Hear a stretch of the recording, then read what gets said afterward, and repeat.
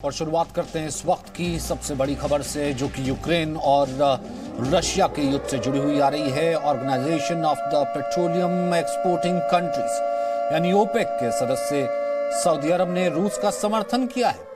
Saudi अरब ने कहा है कि रूस के साथ ओपेक प्लस समझौते के लिए वो प्रतिबद्ध है। तो सीधे तौर पर अब रशिया के लिए भी एक समर्थन नजर आ रहा है और ओपेक ने समर्थन किया है कि जो समझौता हुआ है उस समझौते को वो रद्द नहीं करेगा। और फिलहाल ओपेक के लिहाज से यानी कि फिलहाल यूक्रेन ने कहा था कि पूरी दुनिया में एक कंसेंसस होना चाहिए कि तेल और गैस पर प्रतिबंध लगना चाहिए कि कोई खरीदेगा नहीं। ऐसे में सऊदी अरब का बड़ा बयान है, एक बड़ा ब्रीदर हम ये कह सकते हैं। ओपेक प्लस समझौता जो है उसके लिए वो प्रतिबद्ध है। इस वक्त हमारे साथ सीनियर जर्नलिस्ट रोहित शर्मा भी जुड़ गए हैं, फॉरेन अफेयर्स एक्सपर्ट हैं। रोहित, इसी खबर से शुरुआत कर लेते हैं, फिर उसके बाद बाकी चीजों को टच करेंगे कि ओपेक का मतलब कि पहला ऐसा देश है जो ओपनली कह रहा है कि अब्सटेन तो कल रशिया, चाइना और यूएई तीनों हुए थे, लेकिन पहला ऐसा देश है जो खुलकर के समर्थन कह रहा है कि कम से कम ट्रेड टाइज को इतनी जल्दी नहीं कर सकते हैं, हम प्रतिबद्ध हैं, हम ओपेक जो है वो साथ खड़ा है। जी बिल्कुल सचिन, देखिए ऑब्वियस रीजंस है। हमने देखा है पिछले कुछ समय में, इनफैक्ट मैं यूएई की बात भी करूंगा, उन्होंने भी आज जो वोट है वो अब्सटेन किया। इनके अपने रीजंस है, जैसे भारत के अपने रीजंस है वैसे सऊदी अरेबिया के अलग रीजंस है, यूएई के अलग रीजंस है। और जहां तक ट्रेड और सिक्योरिटी की बात है, आई थिंक ये जो रीजनिंग है ये दी गई है। और आपको ये भी समझना होगा इसमें सचिन की 2018 में जब एक पत्रकार की हत्या हुई थी वॉशिंगटन पोस्ट के जो सऊदी अरब के थे, तब से थोड़ी दूरियां बन गई है सऊदी अरेबिया में और अमेरिका में। तो ये बिल्कुल चौंकाने वाला मुझे डिसीजन नहीं लगता है। It was always on the cards. और खुले तौर पे आके जो सऊदी अरेबिया कह रहा है वो यही कह रहा है कि उनके जो खुद के इंटरेस्ट है वो फिलहाल वो इससे तारुफ नहीं रखते कि जो पूरी दुनिया है वो अभी फिलहाल क्या सोच रही है। और रोहित, यहाँ से अगर मैं देखता हूँ 5वें दिन की हम कहीं ना कहीं शुरुआत कर रहे हैं, तस्वीरें रह रहकर आती रही। अब लोग इसे रेफ्यूजी कह रहे हैं, लेकिन ये रेफ्यूजी नहीं, मतलब कोई जाहिर सी बात है, पढ़ने के लिए स्टूडेंट्स हजारों इंडियन गए हुए थे वहां पर। तो वैसे तो सिर्फ रेफ्यूजी मतलब एक ही तरीके से उसे चीज़ों को देख रहा है, उनकी सिक्योरिटी का इशू है, यूएन में भी वो चीज़ें उठाई गई। हाँ, एक चीज़ ज़रूर आई है कि दोनों डेलीगेशन जो है आपस में मिलेंगे, दोनों इस पर राजी हैं अभी भी। यहाँ से चीज़ें फिर कैसी अनफोल्ड हो रही हैं? देखिए सबसे इंपॉर्टेंट चीज है, मैंने आज मेरे जो सोर्सेज हैं यूक्रेन में उनसे बात की थी और मुझे ये समझ में आया कि कोशिश ये की जा रही है कि या तो एक एयर स्पेस को लेके या तो एक एयरपोर्ट को ऐसा खल बनाया जाए जहां पे फ्रीली फ्लाइट्स जो है वो ह्यूमैनिटेरियन रीजंस के लिए खोली जाए, जिसमें फर्स्ट एड हो, रेड क्रॉस हो और जो रिफ्यूजीज है उन्हें वहां से बाहर निकाला जाए। और दूसरी चीज है कि अपने आप में ये जो पहली जो मीटिंग है ये प्री कंडीशंस वाली मीटिंग है, इसमें कोई कंडीशन तय नहीं है, लेकिन कहीं ना कहीं जो ह्यूमैनिटेरियन रीजनिंग है उसे सबसे पहले डिस्कस किया जाएगा। मुझे लगता है that's the first thing on the cards जो मीटिंग होने वाली है। और दूसरी चीज ये है कि ये बहुत बड़ा क्राइसिस है। कल शाम को 5 बजे यूनाइटेड नेशंस में भी इसके ऊपर चर्चा रखी गई है। तो देखना होगा कि आने वाले 8-10 घंटे में किस तरह की स्थिति बनती है। लेकिन फिलहाल जो ये रिफ्यूजी आप कह लें, शरणार्थी जो है, इनके लिए जो सिचुएशन बनी है ये बहुत ज्यादा चिंताजनक है सचिन। बिल्कुल रोहित, आप हमारे साथ बने रहिए। 5 बड़े अपडेट जो हैं इस वक्त मैं अपने दर्शकों को दे देता हूं। एक तो युद्ध के चौथे दिन ही रूस के राष्ट्रपति व्लादिमीर पुतिन ने परमाणु हमले की धमकी दी थी, ये भी एक बहुत बड़ा कंसर्न है, ये मैं आपसे जानूंगा।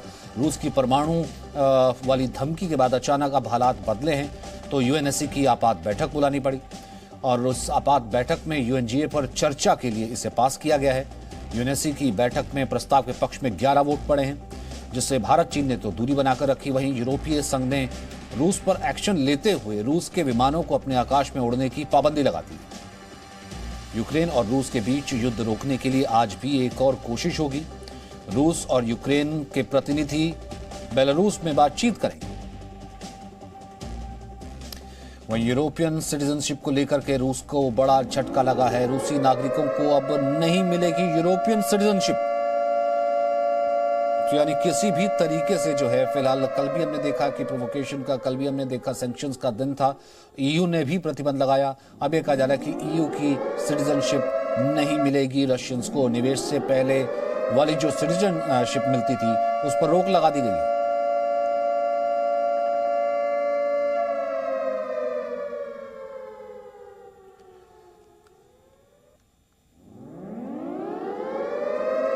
तो निवेश से मिलने वाली सिटीजनशिप पर रोक लगा दिया गया है। इससे पहले यूरोपियन यूनियन ने कहा था कि वो और ज्यादा आर्थिक तौर पर सप्लाई देगा यूक्रेन को ताकि वो और ज्यादा हथियार खरीद सके।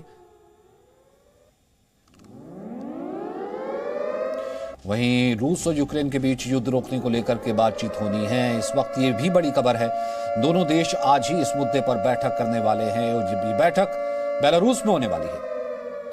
दोनों देशों के डेलीगेशन एग्री कर गए थे मिलने के लिए। जब ज़ेलेंस्की का कहना था कि मुझे बेलारूस के राष्ट्रपति का कॉल आया था और उसके बाद मैं भी मिलने के लिए, यानी कि हमारा डेलीगेशन भी मिलने के लिए रेडी हो गया है और फिलहाल ये बैठक होगी।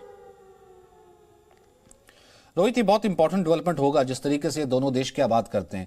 अब कहीं ना कहीं आपको लगता है कि ह्यूमैनिटेरियन ग्राउंड पे भी और वैसे भी अब ये चीज कहीं ना कहीं यूक्रेन को भी समझनी पड़ेगी कि जब जरूरत थी वो कहता रहा और इस पर उसने गुस्सा भी जताया कि मिलिटरली उसको सपोर्ट नहीं मिला। अब आप पीछे से कह रहे हैं कि आप लड़ते रहिए, हथियार हम देंगे, सिपाही कहां से लेकर के आएंगे, जान जो है वो कौन बचाएगा?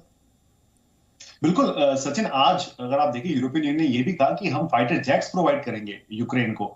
अब आपको यह भी समझना होगा कि ठीक है, फाइटर जेट्स तो पहुंच जाएंगे यूक्रेन में, लेकिन पायलट्स कहां से आएंगे? और जहां तक जो आप पहला जो बात कर रहे थे कि ज़ेलेंस्की के लिए, देखिए वो ऑब्वियसली ही showing a very good bravado, वो उन्होंने बहुत ज्यादा मोटिवेट किया अपने सिविलियंस को, लेकिन कहीं ना कहीं वो भी ये चाहेंगे कि युद्ध पे है जो आराम लग जाए और निगोशिएशन कहीं से शुरुआत की जाए। तो आई थिंक ये पहली मीटिंग होगी जहां पे हमें फाइनली देखने को मिल रहा है कि दो डेलीगेशन मिलेंगे। अब इसके मायने बहुत इंपॉर्टेंट हो सकते हैं, या तो ये प्रोडक्टिव बन जाए, और दूसरी चीज जो बार बार बात हो रही थी कि सैंक्शंस का क्या होगा, सैंक्शंस बहुत समय के बाद उसके अंदर हमें नतीजे नजर आएंगे। लेकिन मेरी रशियन जो सिटीजन्स है जो यूरोप में, उनसे बात हुई तो उनके जो सेंट्रल बैंक पे जो अकाउंट फ्रीज किए थे अमेरिका और वेस्टर्न नेशंस ने, तो अब वो एटीएम से पैसे नहीं निकाल पा रहे हैं सचिन, जो रशियन सिटीजन्स है। तो मुझे लगता है कि कहीं ना कहीं ये दो तीन चीजें को मिला के ये जो पहली मीटिंग है ये फाइनली बनी है, और हमें देखना पड़ेगा कि इसके आउटकम क्या होते हैं। और ऑब्वियसली दोनों ये चाहेंगे कि कहीं ना कहीं से सबसे पहली चीज ये हो कि इसमें थोड़ा सा प्रोग्रेशन हमें देखने को मिले, थोड़ा सा हमें पॉजिटिव एटीट्यूड देखने को मिले, and then it will have to be wait and watch. Presenting B News app, available on Google Play and App Store. Download it now.